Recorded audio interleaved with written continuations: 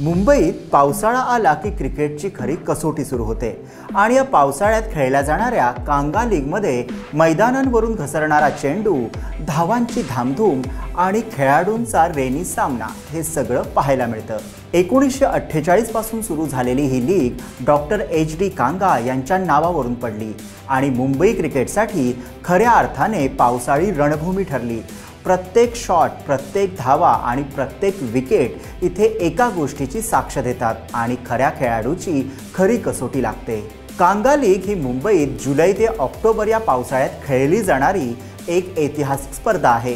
हे मैदान नेहमीच ओलं असतं आणि पाऊस कधी येईल याचा अंदाज या काळात नसतो, त्यामुळे खेळाडूंसाठी परिस्थिती खूपच आव्हानात्मक ठरते।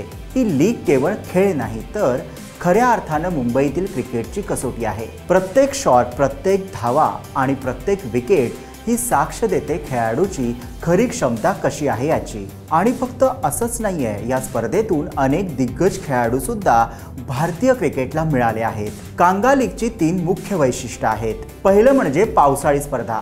ही जगातील एकमेव क्रिकेट स्पर्धा आहे जिथे सततच्या पावसामुळे मैदानं ओलीचिंब असतात। दुसरं म्हणजे खेळाडूंची कसोटी। ओल्या मैदानांमुळे चेंडू कधी थांबेल, कधी स्लिप होईल किंवा अचानक फिरेल ते सांगता येत नाही। अशा परिस्थितीत फलंदाजांसाठी धावा करणं खूप कठीण असतं, म्हणून 30 किंवा 50 धावा करणं इथं मोठं यश समजलं जातं। कांगा लीगमध्ये 98 टीम्स भाग घेतात, ज्या 7 ग्रुप्समध्ये विभागलेल्या असतात। प्रत्येक ग्रुपमध्ये 14 टीम्स असतात। हेच आव्हानात्मक पावसाळी मैदान आणि हिवाळ्यातील खेळाडू घडवण्याची प्रक्रिया मुंबई क्रिकेटसाठी खूप महत्त्वाची आहे। या लीगमुळे स्थानिक खेळाडूंना पावसाळ्यातील कसोटीचा अनुभव मिळतो आणि ते पुढील स्पर्धांसाठी सज्ज होतात। कांगा लीग ही फक्त क्रिकेटची स्पर्धा नाही तर खरा क्रिकेटर घडवण्याची शाळा आहे।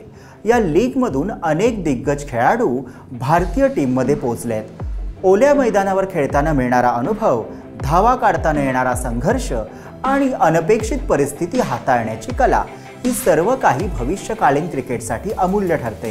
नेहमीचा सामना पाहण्यापेक्षा कांगा लीग हा खेळाडूंचं धैर्य, कौशल्य आणि संयमाची कसोटी आहे।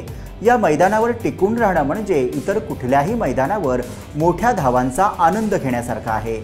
प्रत्येक खेळाडू या लीगमध्ये स्वतःची परीक्षा घेतो आणि ती उत्तीर्ण झालेला खेळाडू पुढील स्तरावर जातो। मुंबईच्या पावसाळ्यात खेळल्या जाणाऱ्या कांगा लीगमधूनच भारतीय क्रिकेटसाठी स्टार जन्म घेतात। सौरभ गांगुली हा भारतीय संघाचा माजी कर्णधार। मुंबई क्रिकेटमध्ये प्रामुख्याने स्थानिक लीगमधून आपल्या खेळाची खरी कसोटी त्याने दाखवली।